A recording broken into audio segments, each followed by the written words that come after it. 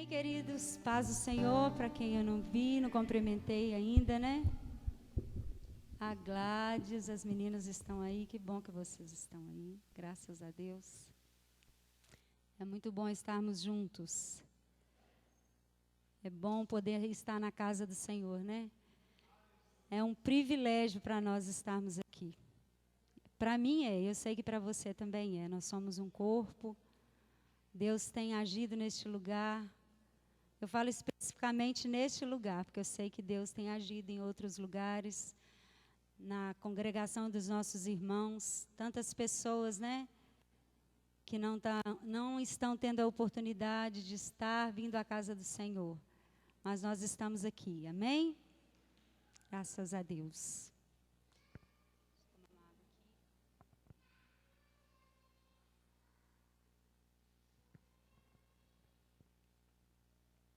Todo mundo olhando para mim. Vamos ficar de pé, amém? Você que trouxe a sua Bíblia, abra Apocalipse. Capítulo 2, Apocalipse 2. Nós vamos ler no versículo 1.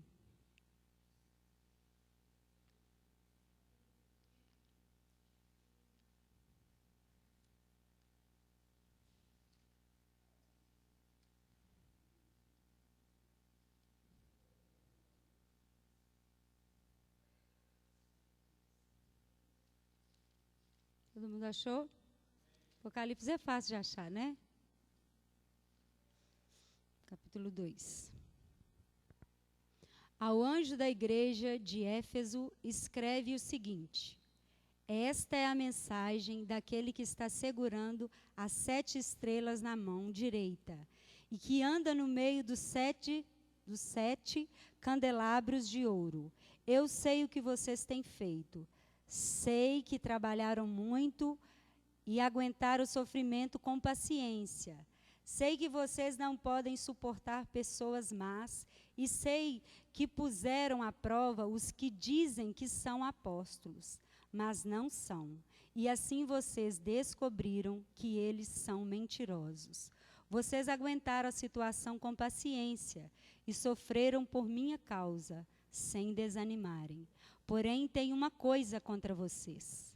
É que agora vocês não me amam como me amavam no princípio. Lembrem do quanto vocês caíram. Arrependam-se dos seus pecados e façam o que fazia no princípio. Se não se arrependerem, eu virei e tirarei o candelabro de vocês do seu lugar. Feche os seus olhos. Vamos falar com o Senhor. Eu creio que o Senhor está neste lugar, porque você está aqui, nós estamos aqui. Então há uma palavra do coração de Deus para os nossos corações nessa noite. Então eu peço a você que fale com o Senhor, peça que Ele fale ao seu coração, que o Espírito Santo encontre no seu coração nessa noite uma terra com solo fértil. Que essa palavra produza em você frutos. É isso que nós ministramos nessa noite. É isso que nós profetizamos. Vamos concordar, irmãos, que esta palavra trará frutos na nossa vida. Essa palavra trará na minha vida, na sua vida, frutos dignos de arrependimento. Meu Deus, nós estamos aqui por tua causa. Nós estamos aqui, Pai, porque o Senhor decidiu que nós estivéssemos aqui. Então nós estamos aqui desejosos, Pai, desejosos daquilo que o Senhor vai falar, daquilo que o Senhor vai fazer neste lugar, Nós estamos aqui, Espírito Santo, desejosos daquilo que o Senhor vai fazer neste lugar. Nós declaramos como igreja do Senhor, nós concordamos como igreja do Senhor, em nome de Jesus, em nome de Jesus. Amém? Pode se assentar. Aleluia. Eu sei que tem pessoas que vão me assistir, ou talvez estão me assistindo, estão em casa, né? E a igreja que está aqui. Nós sabemos que tem em nós, hoje, nesse tempo, uma grande responsabilidade daquilo que falamos como igreja, daquilo que somos como igreja, daquilo que nós vamos prestar à sociedade como igreja. Mas hoje o recado é específico para nós que somos igreja. Então eu queria que você não se distraísse. Há um recado de Deus para a minha vida e para a sua vida. Eu costumo dizer que talvez a palavra que vai ser ministrada aqui, você está vivendo, ou você vai viver, ou talvez você já viveu. Mas algo eu tenho certeza que Deus vai falar com você. Deus jamais deixa de falar com seus filhos. Seja onde você estiver, Deus sempre fala conosco. E essa é a nossa satisfação, a nossa gratidão. Porque você imagina só se Deus não falasse conosco. Seríamos pessoas sem rumo, pessoas sem direção. Eu vou começar perguntando para vocês nessa noite. Talvez aquilo que eu vou perguntar agora, vai te trazer um pouco de tristeza para alguns. Para outros vão trazer alegria. Eu não sei qual sentimento que você vai ter. Mas nós começamos lendo a carta de Apocalipse, no capítulo 2, no versículo 1. E há uma história nessa carta. Então eu queria fazer essa pergunta para você. Talvez na sua caminhada, tem pessoas aqui que já casaram, pessoas que já viveram grandes momentos. Eu queria que você trouxesse na sua memória agora algo que aconteceu na sua vida que foi bem marcante. Que seja um casamento, você que casou, como que foi o casamento? Como que você se preparou? O que você sentiu? Ou talvez você foi numa festa que você gostou demais. Alguma coisa que você passou na sua caminhada, ou você tem passado na sua caminhada, talvez seja recente aquilo que você viveu, que te trouxe muita satisfação. Mas quando eu digo que para uns vai trazer sofrimento, porque tem casamentos que hoje estão à beira do divórcio. Talvez você foi num lugar que você criou uma expectativa e talvez não foi aquilo que você desejou. Ou talvez alguns tenham um casamento aqui maravilhoso, né? Casamento que você lembra assim, igual, vamos pensar o Felipe, né? Você tem quantos anos de casado, Felipe? Tem muitas coisas boas para lembrar. Casamento, como que foi o casamento? Tem muitas coisas, né? O pastor, né, eu acredito, quem é casado aqui, levanta a mão. Tem coisas boas para lembrar, irmãos? São muitas coisas boas. Mas tem coisas que você pensa assim, meu Deus, não poderia ter passado. Não queria ter passado. Ah, meu Deus, não queria nunca que tivesse acontecido isto. É uma história, né? Uma história. Quando nós pensamos em Deus, há uma história. E o que nós acabamos de ler em Efésios aqui é uma história.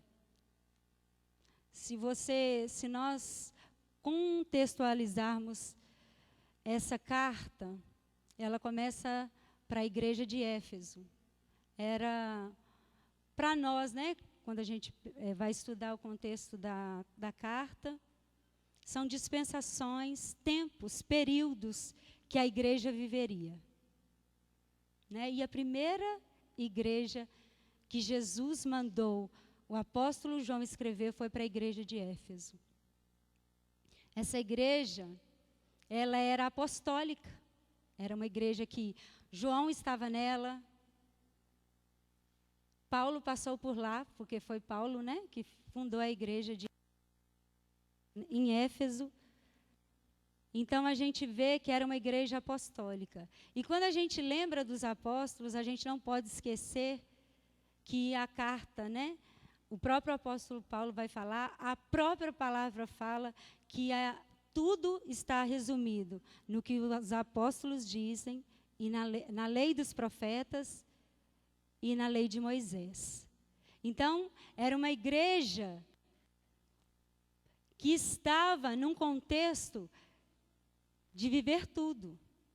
Elas viviam as melhores coisas, viveram os melhores tempos, faziam grandes coisas para o Senhor, via o que Jesus falava e obedecia o que Jesus falava.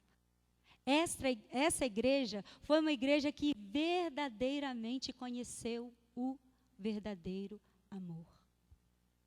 Era uma igreja que viveu os melhores momentos. Porque se nós formos voltar, né, no Novo Testamento, quem era a igreja primitiva? O que eles viviam? Que tipo de amor, que tipo de trabalho eles faziam?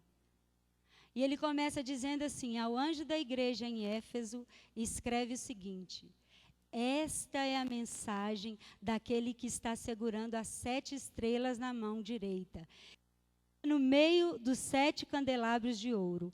Eu sei o que vocês têm feito. Ele começa dizendo assim. Então você percebe que é uma história.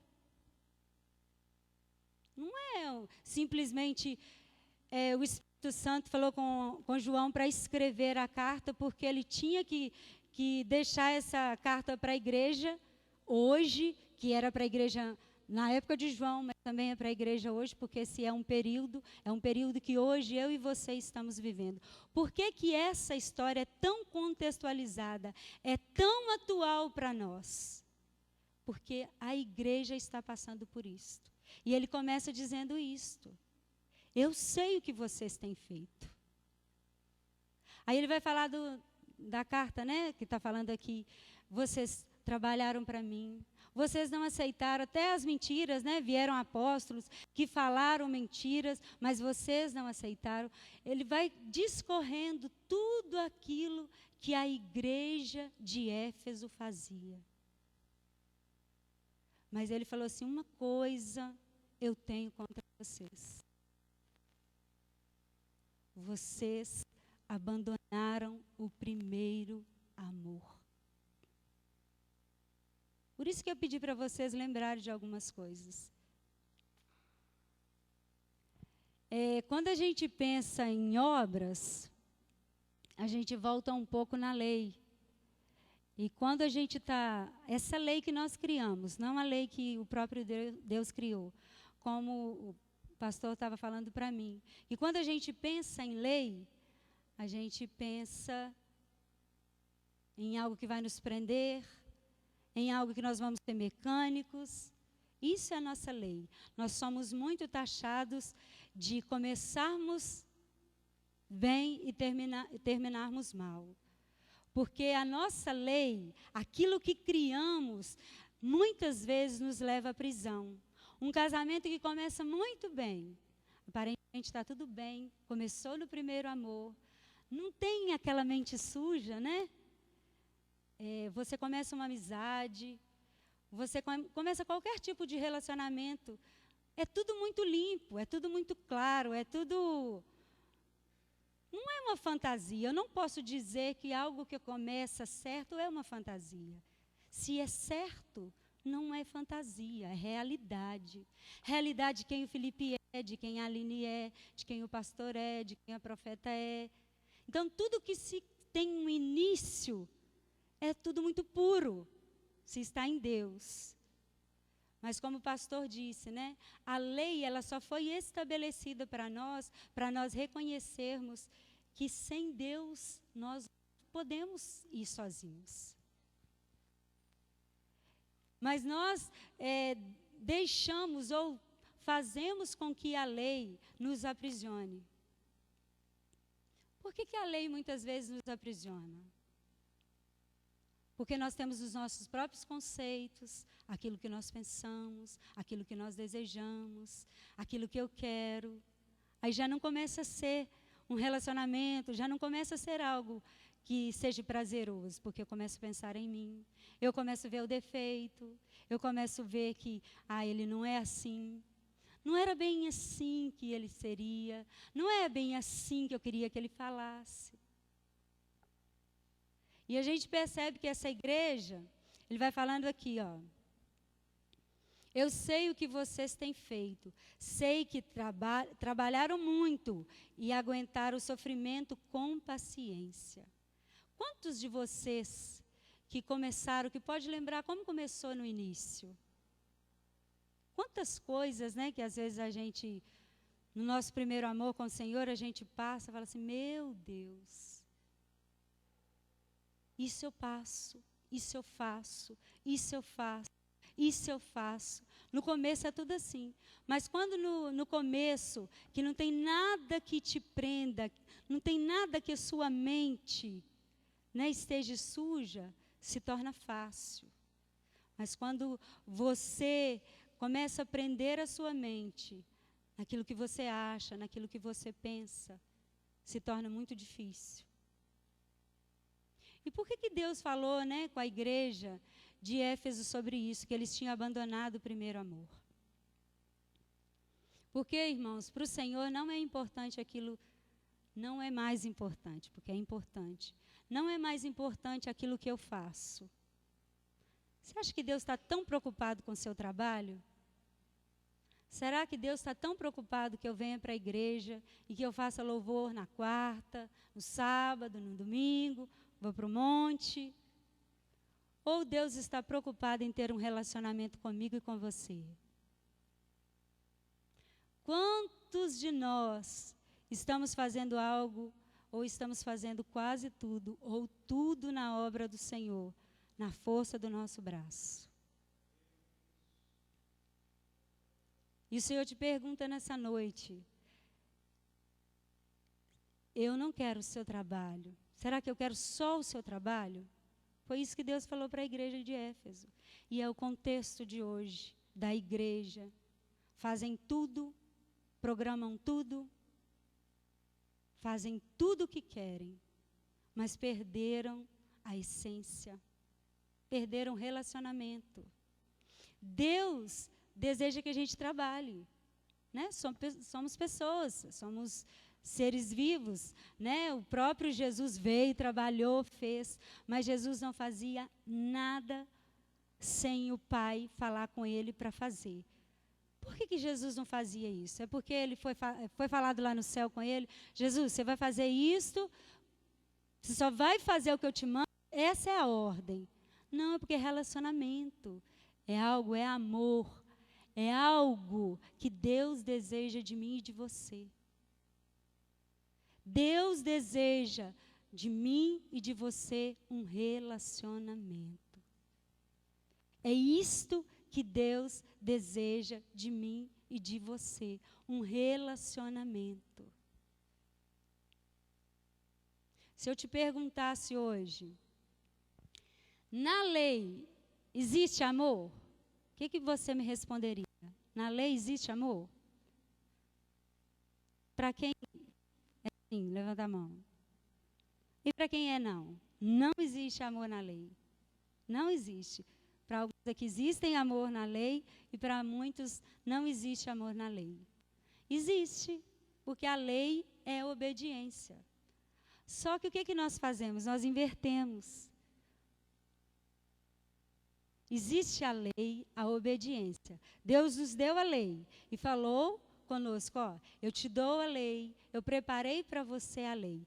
Mas a lei é para você caminhar comigo, para mim te ensinar que através da obediência você vai chegar diante de mim, você vai estar comigo, você vai permanecer comigo, você vai conseguir fazer tudo, mas no amor.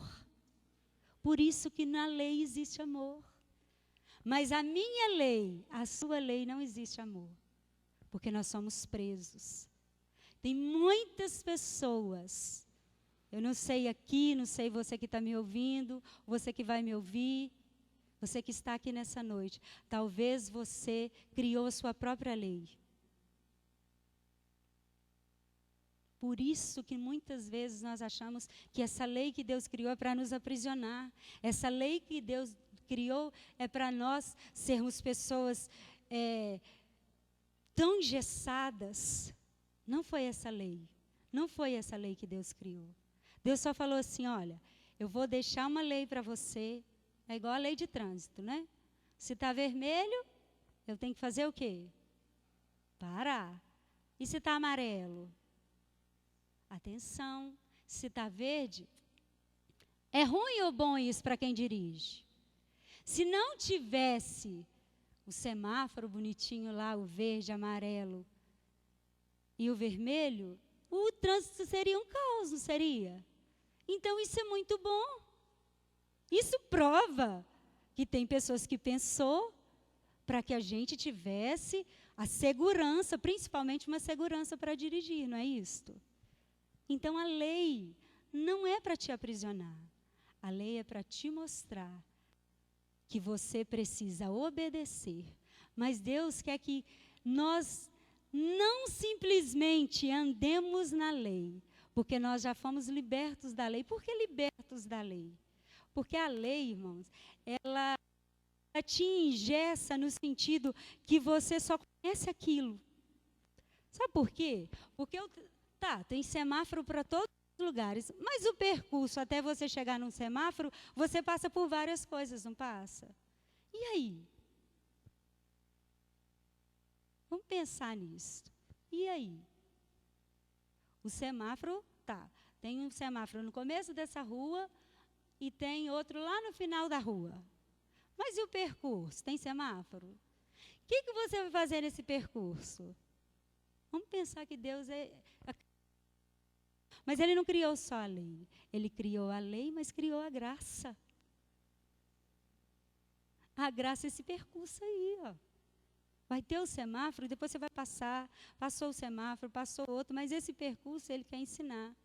É por isso que Ele falou isso com essa igreja. Por isso que Ele começou, a primeira igreja que Deus falou foi com a igreja de Éfeso. Vocês trabalham demais. Olha que bonito. Vocês fazem tudo bonitinho. Não, está tudo bonito. Vocês trabalham demais. Vocês animaram em todas as provas que eu dei para vocês, está escrito. Chegou pessoas falando que eram apóstolos e vocês desmascararam, eles realmente não eram apóstolos, coisíssima nenhuma. Mas eu tenho uma coisa contra vocês. Vocês me esqueceram. Olha o que diz aí, vamos ler. No versículo...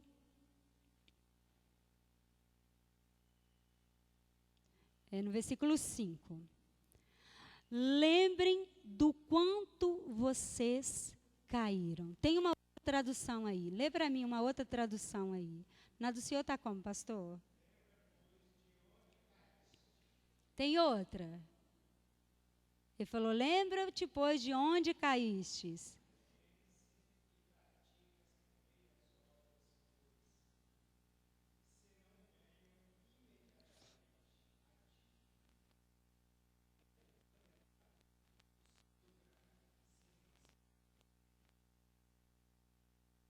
Lembrem do quanto vocês caíram. Tradução do lembra de onde vocês caiu. Por que tem que lembrar? É o que eu falei do casamento, né? Tem pessoas que lembram aqui do casamento com coisas maravilhosas, mas tem pessoas que nesse período, hoje, não conseguem lembrar de boas coisas do casamento.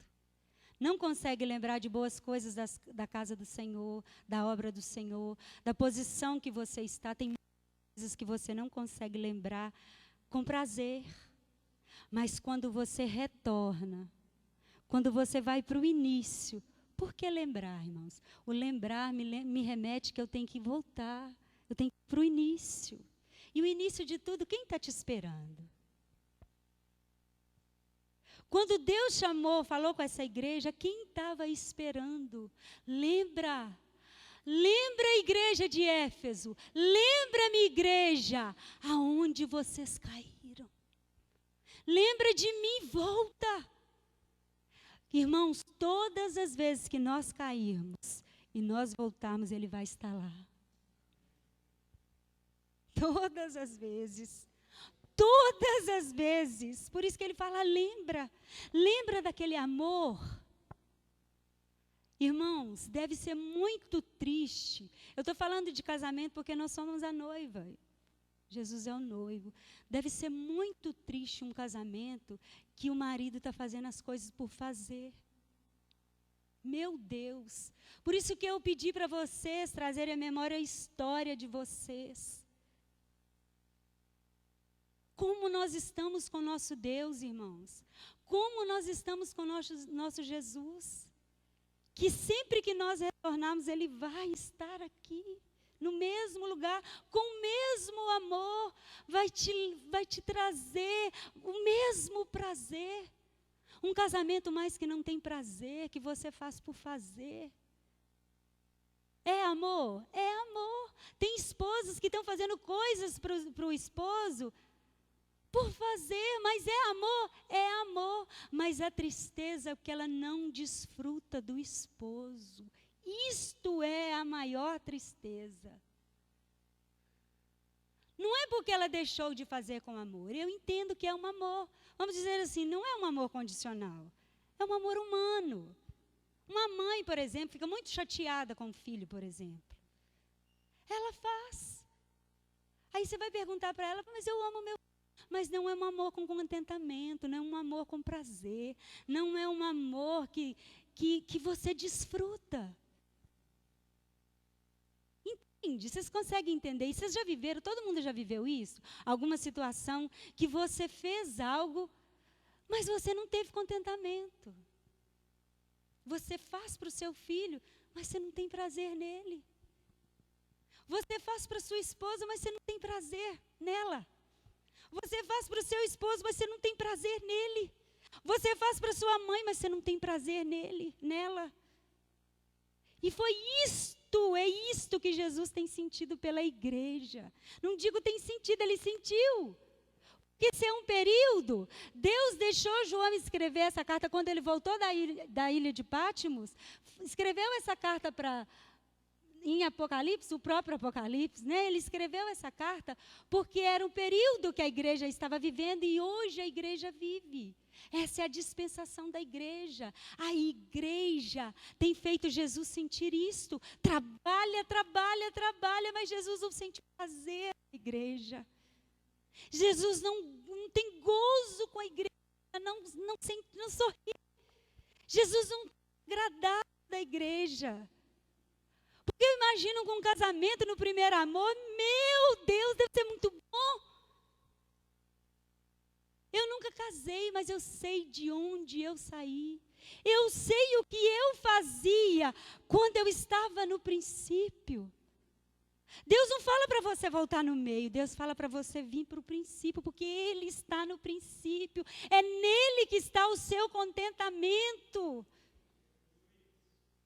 O que adianta, irmãos, você fazer tudo e você não gozar do que Deus está fazendo por você?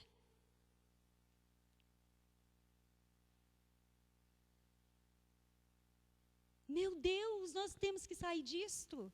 Você precisa sair disto. Pessoas não têm mais prazer de estar aqui. Né? Vamos dizer, não posso dizer nós, mas vamos incluir a igreja, vamos dizer a igreja. Quantas vezes nós subimos aqui nesse altar, cantamos por cantar, porque não é nosso maior prazer cantar para o nosso amado. Quantas vezes nós saímos da nossa casa para vir ao culto, mais um culto. O que aconteceu? Você está trabalhando, mas você não tem o gozo do seu Deus. Deus não se agrada mais de nós. Quantas pessoas perderam o prazer de estar um minuto com o Senhor? Isso é muito triste, irmãos. E a igreja dos últimos dias tem vivido isto. Por isso que Jesus fala com a igreja. Lembra de onde vocês caíram. Não fala para lembrar, irmãos, por causa de trabalho. Porque Deus não tem interesse só no nosso trabalho. Eu não posso falar que Deus não tem interesse no trabalho. Eu não posso dizer isso. Deus tem prazer no seu trabalho, porque quando a gente trabalha, é muito bom, mas o trabalho tem que trazer um gozo no seu Senhor e em você. Quem que nós podemos trazer na nossa memória agora? Vamos ler lá. Abra sua Bíblia. Em Lucas 15, 17.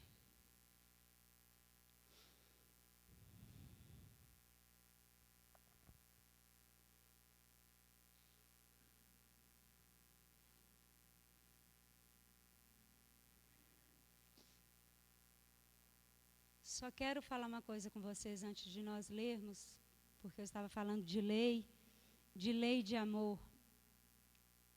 Quando a gente pensa na lei, eu queria só ler para vocês em João, uma passagem da mulher que foi pega em adultério. Olha só o que aconteceu. Teve um encontro da lei com o amor. Nós podemos viver a lei, mas nós temos que todos os dias ter um encontro com o amor. A lei e o amor andam juntos. Depois todos foram para casa, mas Jesus foi para o Monte das Oliveiras. De madrugada ele voltou ao pátio do templo e o povo se reuniu em volta dele. Jesus estava sentado, ensinando a todos. Aí alguns mestres da lei e fariseus levaram a Jesus uma mulher que tinha sido apanhada em adultério e a obrigaram a ficar de pé no meio de todos. Eles disseram: Mestre, esta mulher foi apanhada no ato de adultério, de acordo com a lei que Moisés nos deu. As mulheres adúlteras devem ser mortas e apedrejadas. Olha o encontro da lei com a graça, irmãos. Olha de novo, né? Que eu já preguei sobre isto. Mestres da lei e os fariseus de novo. De novo foi até Jesus. Jesus estava sentadinho, mas eles começaram a perguntar, foi perguntando. Mas foi muito bonito que eles levaram uma mulher adúltera até o amor. A lei, fariseus, levaram uma mulher adúltera até o amor. Na lei estava certo que eles deveriam apedrejar ela? Estava. Claro que poderiam. Estava escrito, eles falaram na lei que Moisés nos deu. E não foi isso que eu comecei dizendo? Que o pastor fala muito aqui? Na lei de Moisés, na lei dos profetas. Está vendo que a lei anda junto com o amor? Mas essa lei de Deus. Só que a lei era deles. Eu vou matar essa mulher. A lei, o pecador e a graça. A lei, o pecador e o amor. Todas as vezes que você estiver na lei, espere para que o próprio Santo te leve no amor. Aí vai dar certo. Você não vai ser um fariseu. Você simplesmente vai experimentar a lei, mas vai ter o gozo da graça. Você vai experimentar a lei, que é a obediência, mas vai ter a recompensa da graça. Foi isso que a mulher adúltera teve, a recompensa da graça. Na lei ela tinha que ser apedrejada? Tinha, ia morrer. Mas eles levaram ela num lugar muito certo, levaram até Jesus. Por isso Jesus chama a atenção dessa igreja. Vocês estão trabalhando, bonito vocês trabalharem, mas não é só trabalho. Eu não gosto só do trabalho de vocês. Eu amo vocês. Me tenham para depois você trabalhar. Não trabalhe e me esqueçam. Por isso que Deus está chamando a igreja para isso. A igreja vai ter que retornar. A lei vai existir, vai sempre existir. Porque a lei é obediência, não é, pastor? A lei sempre vai existir. Irmãos, não vamos banir a lei. Tem que ter. Tem que haver a lei. Mas a lei, vamos dizer assim, né, que opera com amor. Não esqueça da lei. O amor não é banalizado. O amor de Deus não é algo banal. O amor de Deus é algo que vem da lei. Mas você tem um encontro, você desfruta. Porque a sua lei não deixa você desfrutar do amor. Então, viva a lei, porque isso que o pastor falou, achei tão bonito quando eu estava compartilhando com ele. Ele falou, Valdirene, a lei veio para... Deus falou assim, olha, vocês não conseguem sozinhos ter. Você imagina se os filhos da Marina e do Gabriel falassem assim agora, mãe, eu resolvi, vou trabalhar agora, vou cuidar da minha vida. Não existe isso, eles são muito pequenos. Então Deus o tempo todo falou com essa igreja, lembra mesmo, lembra, volta para mim, arrependam de onde vocês, tem perdão, para essa mulher adulta ela teve perdão, porque ela teve encontro, a igreja precisa voltar, mas vamos ler lá, Lucas 15,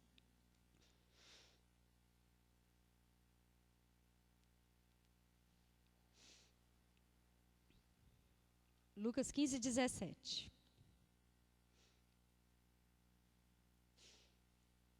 Caindo em si, ele pensou, quantos trabalhadores de meu pai têm comida de sobra, e eu estou aqui morrendo de fome.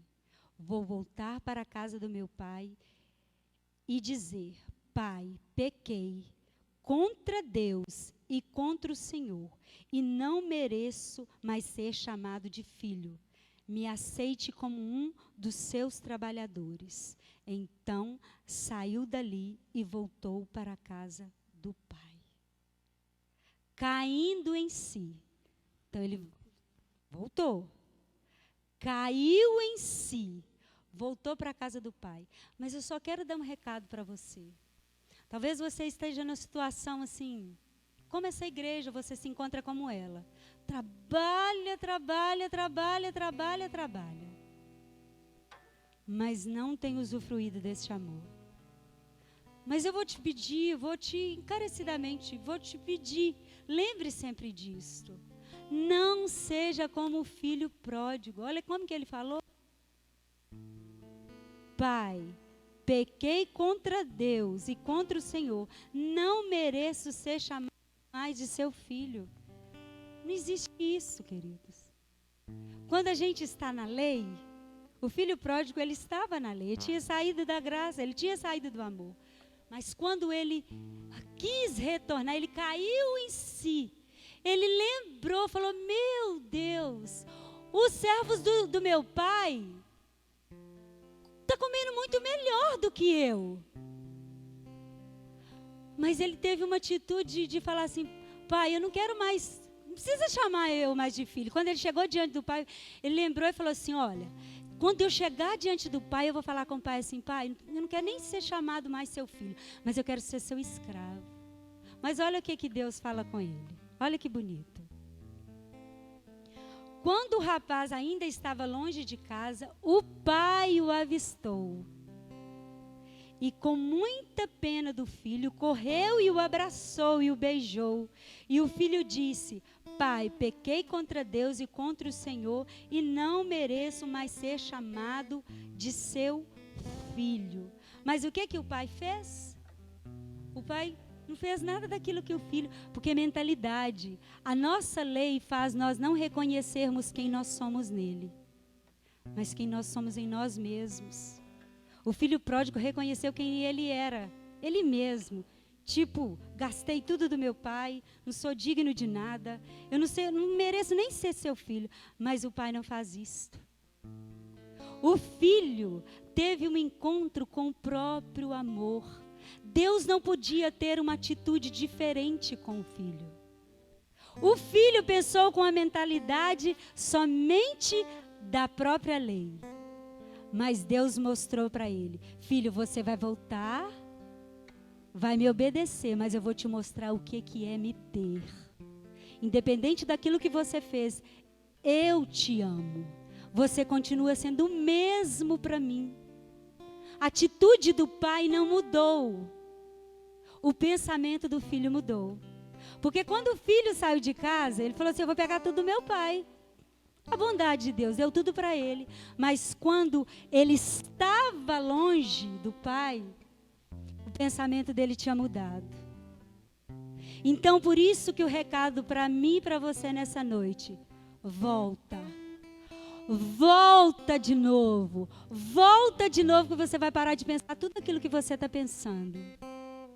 Tudo aquilo que você está fazendo sem mim, volta para mim. Se arrepende de onde você caiu e volta. Por que é uma história de amor, queridos? Por que essa história com a igreja vai ter que voltar e nós vamos ser esses filhos amados do Pai? Porque Deus deseja ser amado por mim e por você. Por isso que Ele falou.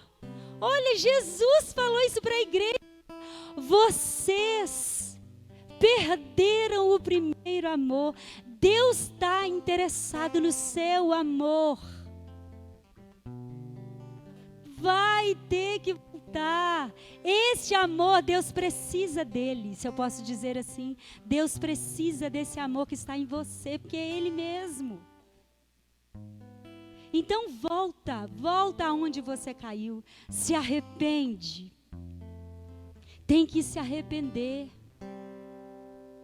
Tem que voltar. Por que voltar, queridos? É porque Deus está te obrigando, porque Ele precisa do seu trabalho, porque senão essa igreja aqui seria perfeita para Ele. Essa igreja tinha... Vamos olhar hoje. Imagina o pastor Israel ter um hoje, que faz tudo que ele pede, do jeitinho que ele pede. Seria muito bom, não seria?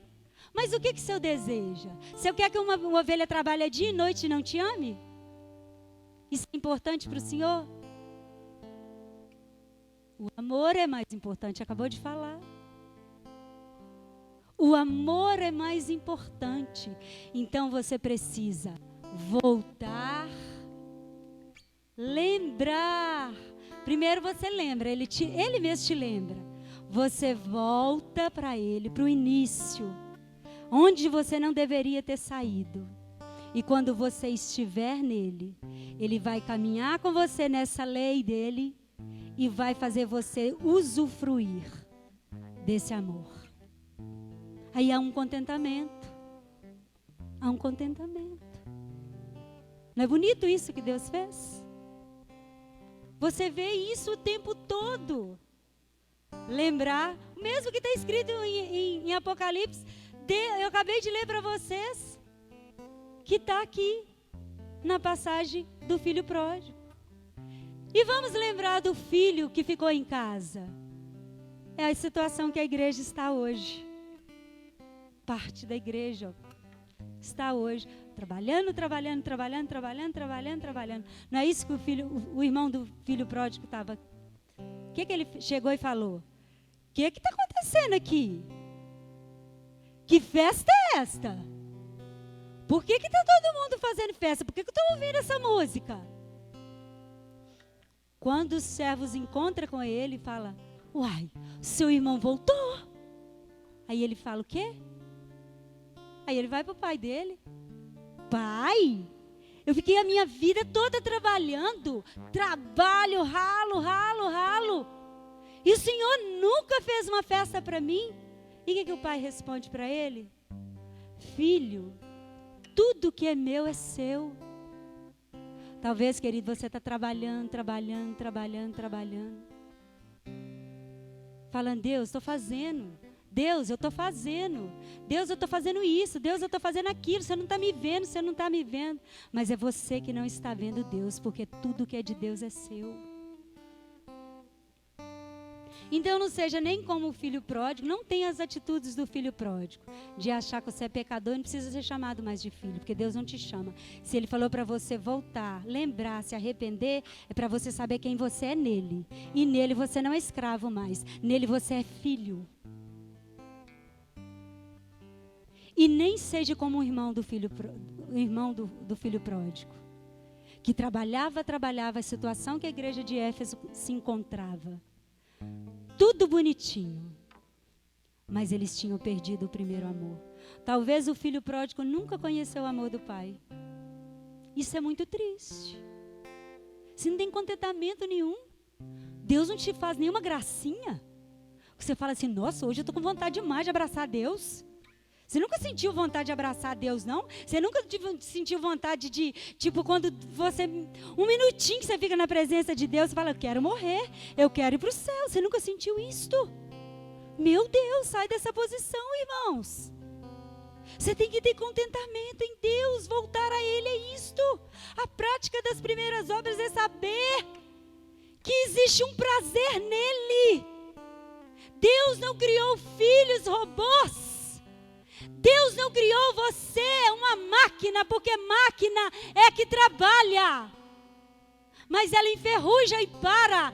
Deus criou filhos amados que querem um relacionamento com Ele, que tem prazer de cantar para Ele, que tem prazer de estar na presença dEle, que tem prazer de fazer as coisas dEle, que se volta para Ele. Essa é a igreja que vai estar com Jesus. Por isso a igreja de Éfeso, essa é a dispensação que nós estamos agora. Talvez você se encontre assim, mas não vai ser assim para sempre. Jesus vai restaurar o amor da igreja. Essa é uma boa notícia para mim e para você. Deus vai restaurar o seu amor, querido. Deus vai restaurar o seu amor.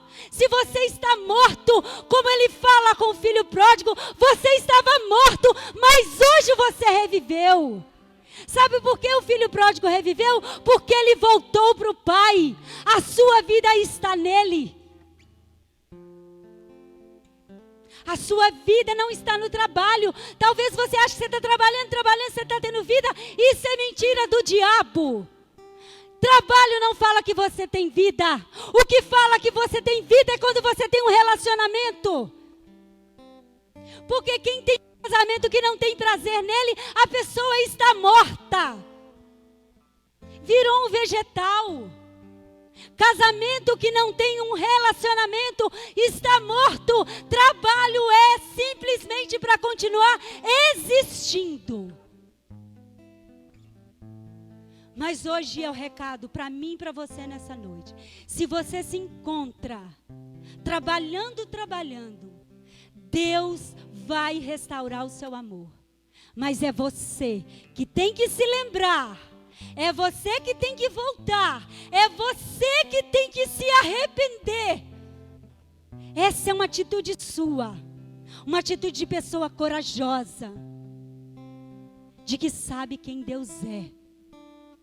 O amor de Deus não é qualquer coisa, por isso Deus vai restaurar essa igreja que ama, essa igreja que não está importando se o trabalho ficou muito bom, se teve muito holofote, se teve muitas curtidas, não é isto, é se o nome dele foi reconhecido.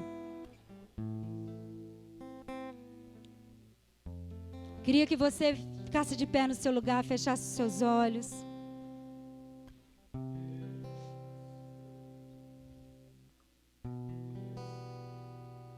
O que adiantava para o irmão do filho pródigo ter tudo e não desfrutava de nada?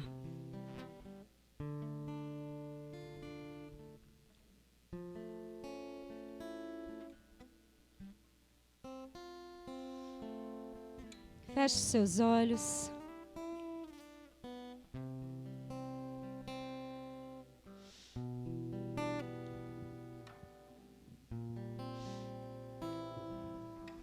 Lembra-te, pois, de onde caíste. Arrepende-te. Volta à prática das primeiras obras. Quero que você pense nessa noite. Onde você pode chegar se você se lembrar, se você se arrepender e se você voltar?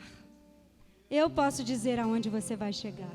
Você vai desfrutar de tudo aquilo que o Senhor tem para você hoje, no seu presente e terá para você no futuro.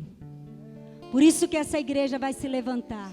Uma igreja que se arrepende, uma igreja que lembra, uma igreja que volta para Ele.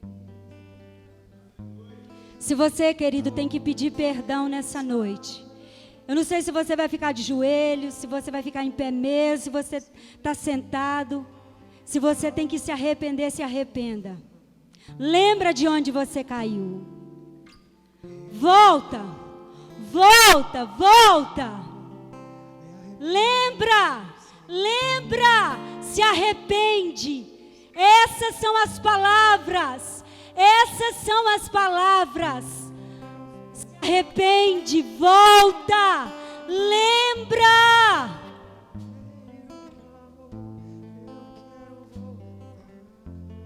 Eu não posso pedir perdão para você. Eu não posso voltar para você. Eu não posso me arrepender para você. Esse é o seu tempo agora com Deus. Esse é o seu tempo agora com Deus. Deixa o Espírito Santo falar com você. Eu sei que quando você sair daqui, Ele vai continuar falando comigo e com você. Aonde nós precisamos voltar? Aonde nós precisamos nos arrepender? Aonde nós precisamos voltar? Senhor, me arrependo, Senhor, me arrependo, Senhor. Eu quero voltar ao primeiro